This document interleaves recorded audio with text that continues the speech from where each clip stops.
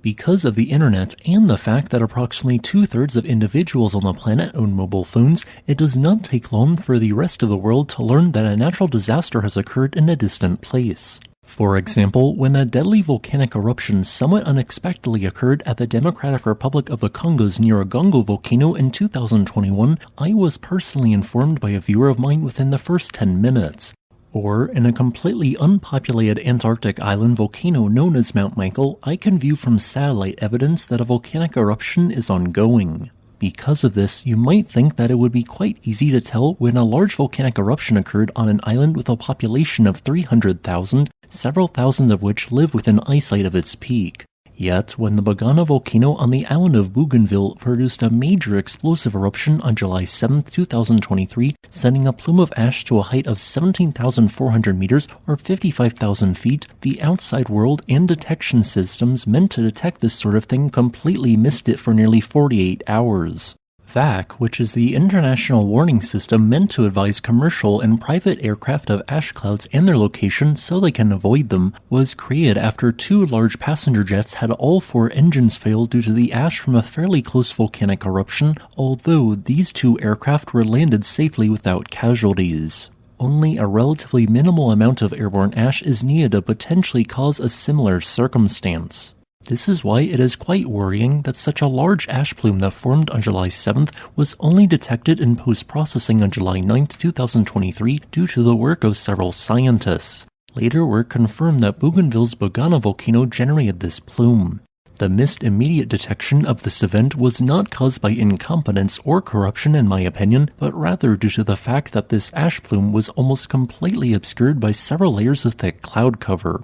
One reason a disaster did not thankfully occur is that the rainforest-covered island of Bougainville sees very little air traffic and is not frequently used as a location flown over by major commercial airlines. Yet, if a data gap existed around the Bagana volcano, even temporarily, it calls into question whether other such data gaps might exist elsewhere on the planet. As for Bagana's eruption, which reportedly triggered the evacuation of 8,000 people, here is what we do know. At around 10 p.m. local time on July 7, 2023, an unusually powerful explosive eruption generated an eruption plume between 16 and 18 kilometers in height. As the ash plume drifted away, large amounts of ash fell across sections of the landscape which, although an exact figure was not given for the ash thickness, may have been more than a centimeter thick. Many open water sources were contaminated, numerous gardens and crops were ruined, and approximately 11,000 tons of sulfur dioxide was produced by this event. The 11,000 tons of sulfur dioxide and the height of the gray ash plume would be somewhat consistent with a borderline low-end VEI-3 explosive volcanic eruption. This represented Bagana's largest explosive eruption since 1966, a full 57 years during which it has almost been continuously erupting. The Bagana volcano is a highly unusual and fairly rare type of volcano known as a lava cone. Unlike a typical stratovolcano, which consists of alternating layers of lava and ash, which is generally around half of each, a lava cone consists almost entirely of very numerous lobes of viscous andesite or dacite lava. For some reason, lava cones aren't as seemingly volatile and gas-rich as might be expected given their lava compositions.